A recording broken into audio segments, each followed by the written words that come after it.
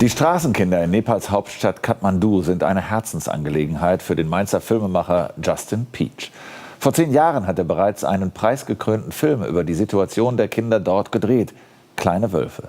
Jetzt arbeitet er an Kleine Wölfe 2, möchte zeigen, was aus diesen Kindern geworden ist. Und gleich spreche ich mit ihm darüber. Doch vorher werfen wir mal einen Blick zurück ins Jahr 2009. Von ihren Eltern alleine gelassen und kaum beachtet. So leben Straßenkinder in Nepals Hauptstadt Kathmandu. Einer von ihnen ist Sonu. Er bettelt, um zu überleben. Ich habe nichts bei mir, vielleicht morgen. Nur eine Packung Kekse. Ich habe Hunger. Sie schnüffeln Klebstoff, Drogenkonsum gehört zum Alltag. Was? Ich verdiene hier das ganze Geld. Und du gibst immer alles aus. Kleine Wölfe heißt der preisgekrönte Film. Ihn haben Justin Peach und Lisa Engelbach vor 10 Jahren produziert. Damals waren sie noch Mediendesign-Studenten in Mainz. Inzwischen sind die beiden verheiratet und haben selbst Kinder. Jetzt war Justin Peach wieder in Kathmandu, hat Sonu gesucht und gefunden, in einer Entzugsklinik. Der Straßenjunge von damals ist 21 Jahre alt, Vater einer Tochter und hat eine schwere Zeit hinter sich. Die letzten 10 Jahre habe ich viele schlimme Dinge gemacht. Ich habe gekämpft, gestohlen und geraubt. Ja, das klingt nach einer traurigen Geschichte. Herzlich willkommen erstmal Justin Peach. Es klingt sehr desillusioniert, wenn er da sagt, ich habe gekämpft, gestohlen und geraubt. Wie haben Sie diese Bilanz empfunden nach 10 Jahren?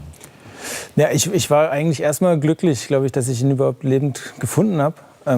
Ja, es hätte auch anders ausgehen können. Weil die Lebenserwartung der Kinder nicht so groß ist. Genau, also durch diese Drogen. Die Kleber und alles Mögliche an Substanzen auf die Lunge, aufs Gehirn hätte auch anders ausgehen können. Ja.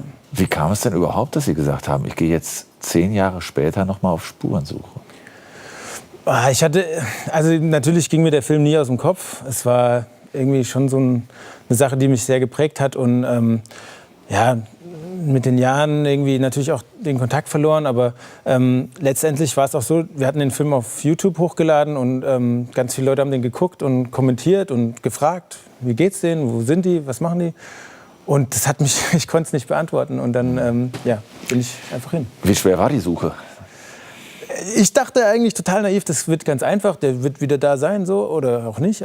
Ja, es war super schwer. Ich habe im Prinzip dann ich hatte 10 Tage mir Zeit genommen im Februar und ja, bis zum letzten Tag habe ich den gesucht mit so einem laminierten Foto, kennst du den und so. Und ganz am Schluss kam zufällig dann die Schwester, wollte mir Ketten verkaufen und ja, und dann habe ich gesagt, nee, und kennst du den? Und sie, ja, das ist mein Bruder. Und dann ging es ganz schnell. Hat er Sie wiedererkannt? Ja, also der erste Moment war natürlich irgendwie, also jetzt für mich emotional, er war glaube ich, schockiert, dass er mich wieder gesehen hat. Und dann, ja, er hat sich an alles erinnert. Also er hat sofort auch dann erzählt, ja, das war dann, als ihr weg wart, nie wieder so cool und so. Ja. Und Sie haben ja auch vorhin erzählt, dass gerade dadurch, dass Sie ihn gefunden haben, jetzt so eine Lawine losgetreten ist und ganz frisch heute noch eine Nachricht gekommen ist, ein zweiter Junge von damals konnte wiedergefunden werden. Genau, ich hatte nur diese 10 Tage und es war echt alles super eng und hatte dann so meine Fühler ausgestreckt und jetzt heute kam eine kleine Nachricht zum Glück. Genau, der Junge, der jetzt auf dem Foto ist, Calais hat, der hat quasi ein super Leben jetzt, also arbeitet auf dem Markt und hat eine Frau und erwartet auch ein Kind nächsten Monat. Also im Prinzip in der Zeit, wo wir jetzt wieder hinwollen, kommt ein Kind. Das heißt, wird wohl auch Teil der Geschichte werden? Auf jeden Fall. Also wir machen jetzt 2 Sachen. Wir wollen Teil 2 drehen, wir wollen aber auch helfen, den Kindern der kleinen Wölfe helfen.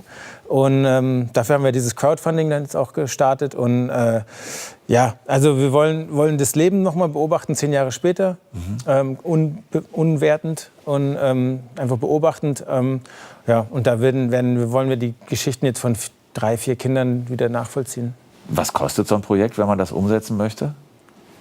Ja, also die Flüge und ja, so die Kosten generell. Aber wir machen, also meine Frau und ich, wir wollen das Das ist ein Herzensblutprojekt. Ehrenamtlich. Wir machen es so. Und ich bin ja Kameramann, ich habe Technik, ich schmeiß das rein. Und ja, es gibt die ganze Übersetzung wird Geld kosten, aber...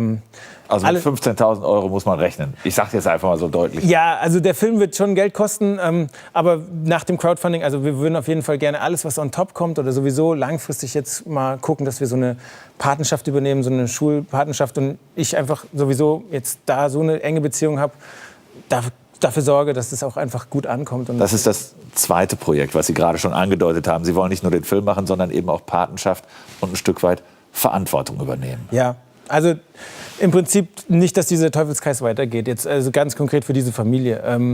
Klar, es ist ein armes Land, aber wir können jetzt genau diesen Kindern der kleinen Wölfe helfen. Ja. Wie weit ist der Film im Kopf schon fertig, nach den 10 Tagen, die Sie jetzt vor Ort waren?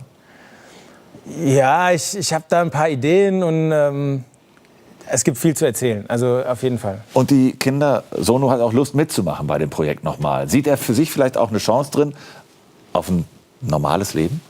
Ich glaube schon, ja. Er ist jetzt 21, 22 und hat jetzt auch erkannt, dass er Verantwortung übernehmen muss für seine Tochter. Und ja, und dass ich jetzt auch gekommen bin mit dem Film, hat er ja auch noch mal jetzt Motivation gefunden. Und ja, es wird glaube ich, ihn auch weiterbringen, auf jeden Fall. Man spürt deutlich das Engagement und das Herzblut, was drinsteckt. Ich wünsche ganz viel Erfolg für dieses Projekt Kleine Wölfe 2. Und danke für den Besuch und das Engagement. Ja. Wer helfen will, auf kleinewölfe.de sind alle weiteren Infos zum Crowdfunding. Und genau, das würde mich auch sehr freuen.